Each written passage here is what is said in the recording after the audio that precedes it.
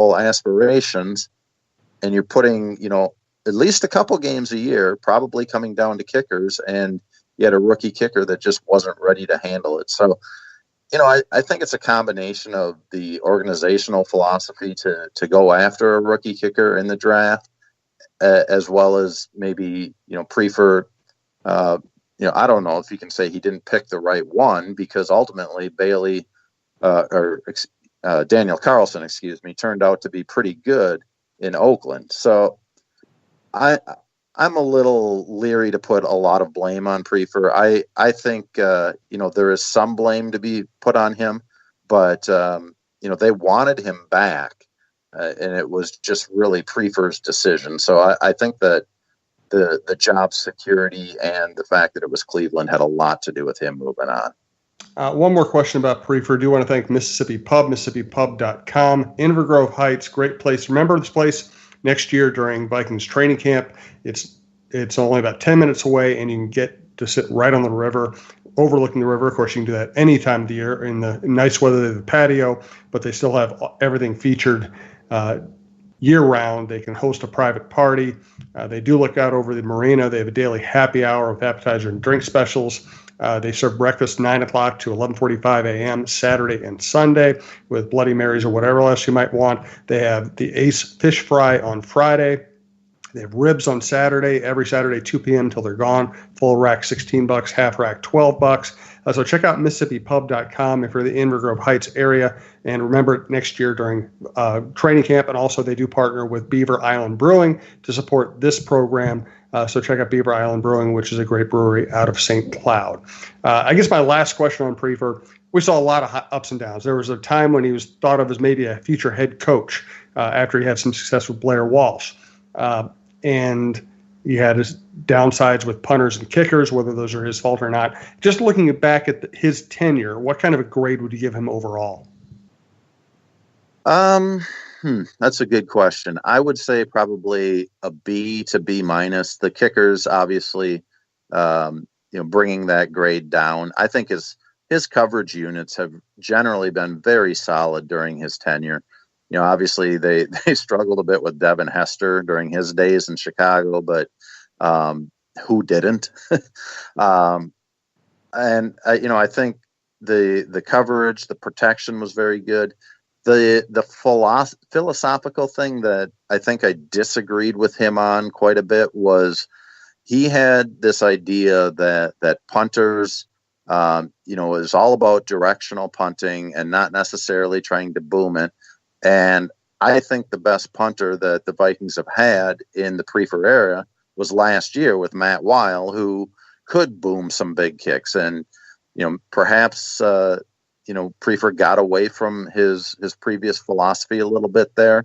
But, that always kind of bothered me that he just didn't see it right that a punter should boom it away. And I get it. You want a combination of hang time and distance, but I felt like he was too reliant on, we're going to punt it high, we're going to have them fair catch it, and that's it.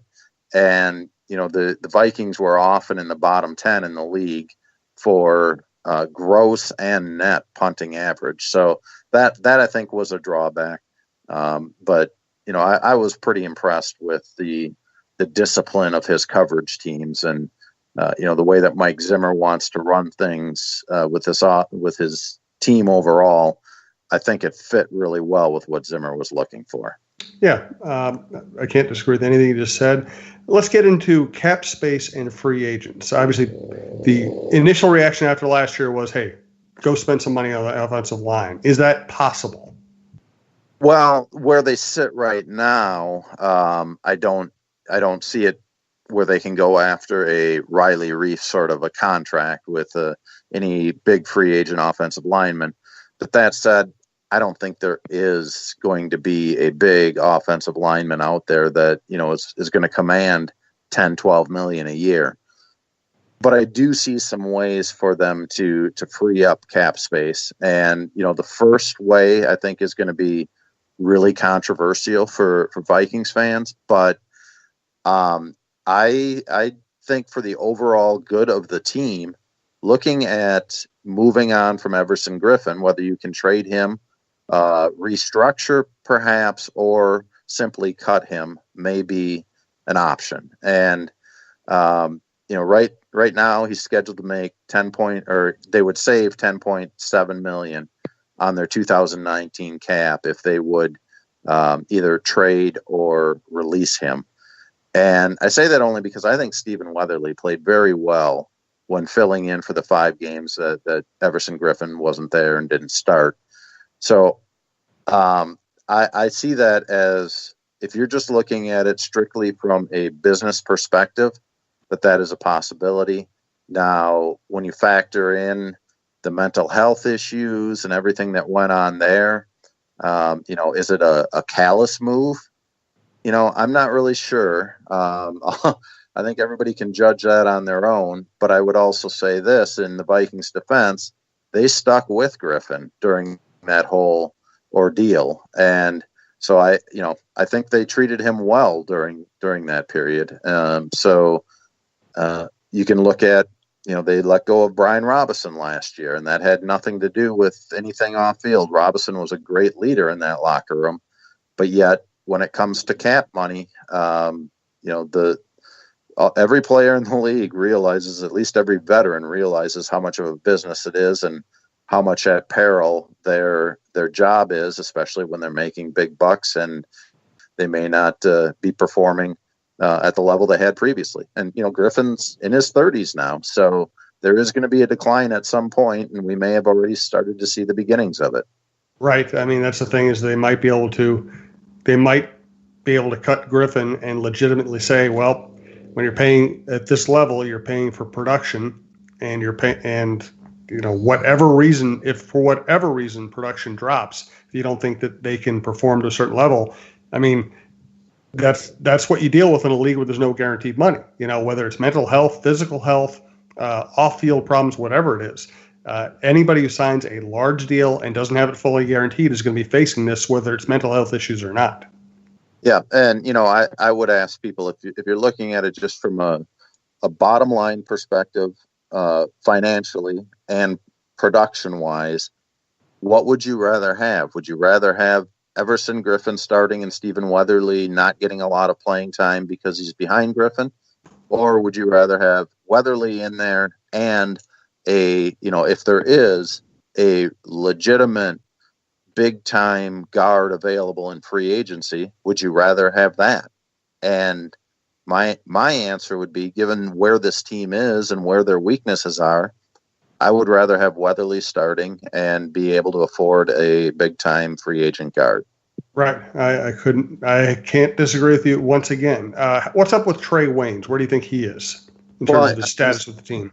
Yeah, I mean, he's on his 5th-year option, which, is scheduled to cost about $9.1 million.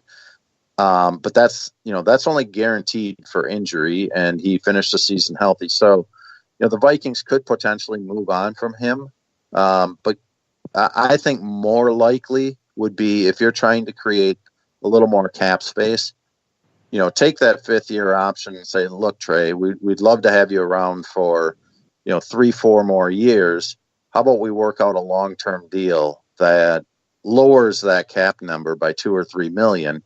And now you're making, $6 million a year over those 3, 4, 5 years of the contract. To me, that would make the most sense. And that's about the right price range for, a guy that I would consider kind of a higher end number 2 cornerback on a team. He's not in Xavier Rhodes' stratosphere right now. And, frankly, I thought Rhodes didn't have that great of a year compared to what he'd done previously. But, just around the league, I think if you're looking, in that $5 to $7 million a year range is about where, solid number 2 cornerbacks go. So that would be my approach with him, especially given, Mike Zimmer's love for having a lot of cornerbacks on the team. And, he still would have Holden Hill backing up, still has Mackenzie Alexander there. So I think and Mike Hughes coming back. So they would have plenty of cornerbacks if they retain Waynes. If they don't, that would open up the opportunity for, say, Mike Hughes if he comes back healthy enough to be a starter, or for Holden Hill to perhaps continue some development there, or maybe you go out and find a mid-level free agent that wouldn't cost as much as Wayne's too. Plus, they're going to take cornerbacks with the first 3 picks in the draft this year too, so they'll have some options. I think people would blow up TC Center if that happened again. Let's talk about Mike Remmers next. I do want to thank Fixologyrepair.com. My friend John Hedges fixed a couple of tablets for me. My wife and I are very happy with them. Nice to have them functioning again. They do good work. They do fast work. We had somebody drop by the Russo Suhan show at Delano's Pizza last week and drop off a receipt and say that he dropped his phone, broke it, and Fixology Repair fixed it in about half an hour, and he's very happy with them. And we've gotten a lot of feedback from like that from our listeners about Fixology Repair. Downtown in the Skyway, just south of the Wells Fargo Center, right across from Dunn Brothers, or in the Mall of America, 3rd floor, right by Nordstrom's. There are some things in life that you just can't live without. Now, whether it's a special piece of jewelry, a watch, or even your smartphone, you want it in working condition. At Fixology Repair, we are committed to restoring your pieces so that everything works or fits the way it ought to. Watch servicing, chain repair, and broken screen replacements are just a few of the services that we offer at Mall of America. Please visit us at Fixologyrepair.com or at FixologyMN on Twitter to learn more. Mention this ad and get a 10% discount on our services. Pretty easy move just to cut Remmers at this point? Yeah, well, yeah, or just completely restructure. I mean, they would save $4.5 million if they would cut him. And, part of it is they brought him in to be a right tackle initially. And I thought he played fairly well as a right tackle. And then late in the 2017 season, they have all the injuries at guard, and he slides inside at guard. I just think he's a better right tackle than he is a guard. So if you're going to keep him around, I think you end up having him as sort of a swing man who can back up at tackle and back up at guard. And you find better guards out there, whether that's a draft or free agency. To me, it's going to be, if they approach Remmers, it's kind of up to him, I think, where it's like, do you want to take a pretty decent pay cut, maybe add another year on your contract and be a backup, or, at least present him the fact that he could perhaps compete for the job. But I think, if you're going into the season with Mike Remmers slated as your starting right guard at the salary that he's scheduled to make, that doesn't make a lot of sense to me. So with a cap-strapped team, I would look to at least reduce him, if not reduce his contract, if not just cut ties with him altogether. And Andrew Zendejo is done, I would imagine. Yeah, I would think so. To me, it kind of depends on two factors. How much does Mike Zimmer just love Sendejo, because he seems to like him a lot more than most observers and fans do.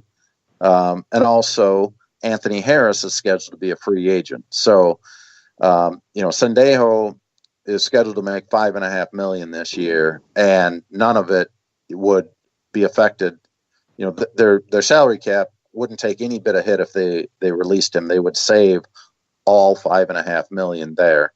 So I would definitely look to do that if you have assurances that Anthony Harris can sign a contract that, to me is probably about $3 to $4 million range. I think he's a better, more versatile player than Sendejo. And, at this point in Sendejo's career, for as many hits as he's delivered, you also have to consider how many hits he's, how much those hits have delivered punishment on his own body. So I would move on from Sendejo. I would just plain cut him and hope you can sign Anthony Harris. I mean, and what you've described here, I know in your notes for the show, you said that if they make all these moves, they could end up somewhere $30-40 million under the cap. And I'm sure they're going to draft an offensive lineman or two. You get one good free agent guard. We always sound optimistic in the offseason, but it would be a pretty good roster. I mean, it doesn't mean they're going to win any big games, but it would be a pretty good roster. Yeah, I mean, we can get into, their own free agents in a coming show, but, mostly if they would make all those moves, sign a decent, maybe not super high end guard, and I don't